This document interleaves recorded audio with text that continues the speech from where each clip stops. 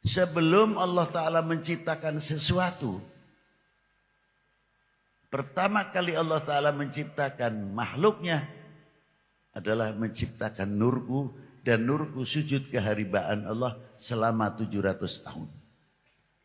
Ini keterangan di mana Bib di dalam kitab Khotabil Mimbariyah halaman 57. Diteruskan hadis ini.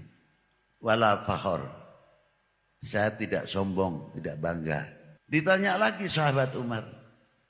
Pertanyaannya sama.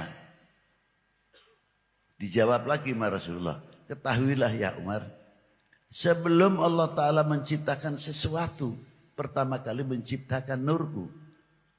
Dan setiap Allah Ta'ala menciptakan nurku, setiap yang diciptakan oleh sebab nurku sujud kehadiran Allah selama 700 tahun. Wal kursi min nuri. Allah menciptakan kursi dari nurku. Wal arsyu min nuri. Ars dari nurku. Wallahi wal qalam. Menciptakan lauhil mahfud. Wal qalam min nuri. Wa khalaqul jannah min nuri. Wa khalaqal syamsa wal qamari wal nujum. Allah Ta'ala menciptakan matahari, bintang, bulan. Min nuri. Yang hebat terakhirnya. Dan setiap Allah Ta'ala menciptakan sesuatu diambilnya dari nurnya Rasulullah. Nurnya baginda Nabi sujud selama 700. Apa terakhir ini? Wa khalaqa nurul ma'rifah fi qulubil mu'minin min nuri wala fakhar. Maka cahaya makrifah yang diberikan ke tempatkan di lubuk mukmin itu pernah Rasulullah sujud 700 tahun untuk siapa? Al-mu'minun. Luar biasa sekali rahasianya. Sujudnya kepada Allah. Nur Muhammad memiliki nama asal mula sebelum ia bernama Nur Muhammad.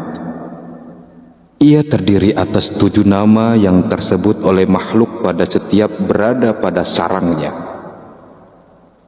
7 nama Nur Muhammad ini tersebut setiap ia sampai pada setiap alam ketuhanan atau alam langit Tuhan. Pada alam pertama atau langit pertama, Arash, Nur Muhammad ini bernama Nur Qasam. Ia belum bersifat makhluk dan belum berwujud selain hanya nur semata-mata yang masih bersanding dengan nur Allah. Qasamlah ia karena belum bersifat makhluk. Qasamlah jua ia karena belum berupah dan berbentuk. Pada saat ini nur Allah itu sendiri yang berpecah belah memisah dari nurullah semata-mata. 2 sifat namun 1 zat. Pada alam langit kedua, Nur Muhammad ini bernama Nur Kalam. Ia sudah bersifat makhluk, bukan lagi bersifat nurullah.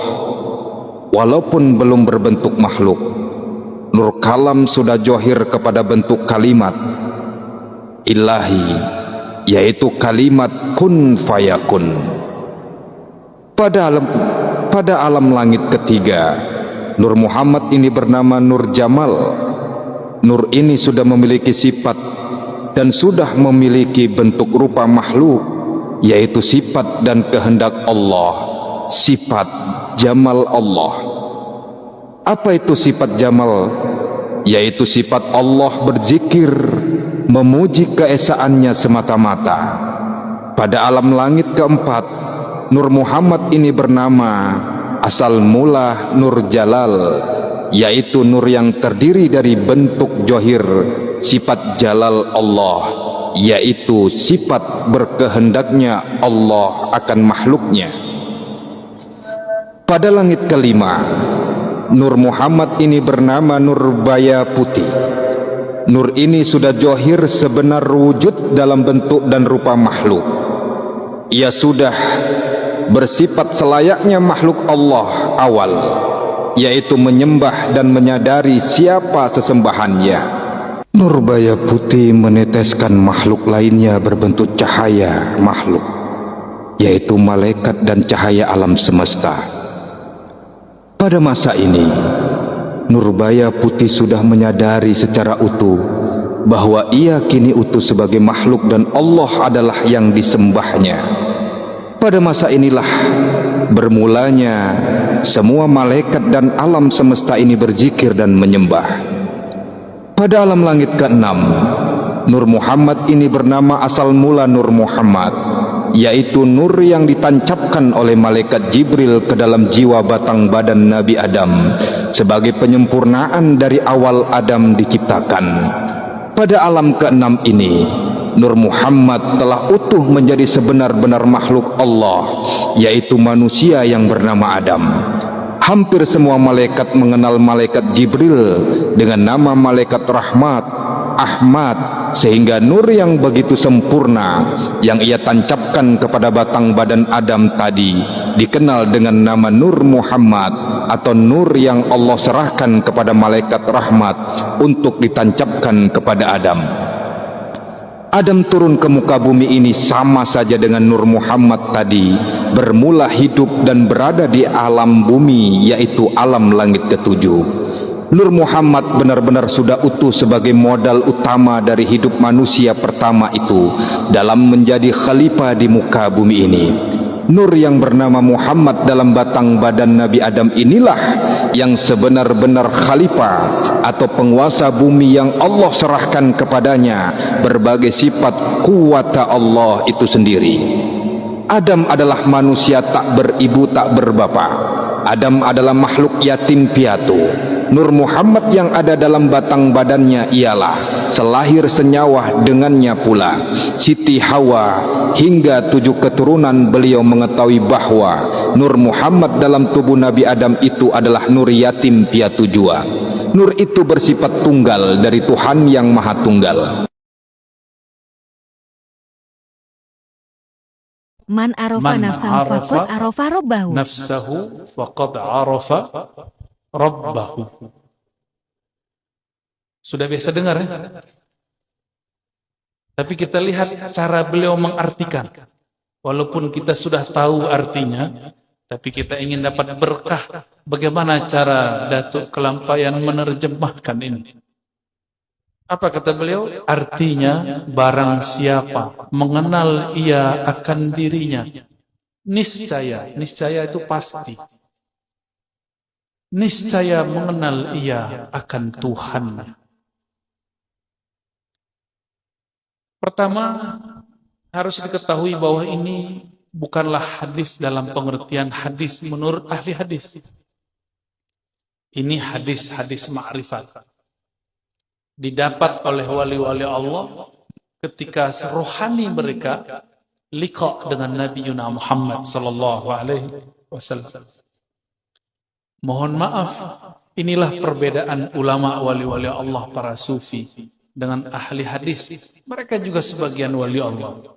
Ahli hadis, ilmunya jika tidak didengar oleh telinga, maka tidak disebut hadis. Apalagi sosoknya secara fisik sudah wafat, jika ada kalam darinya itu bukanlah hadis.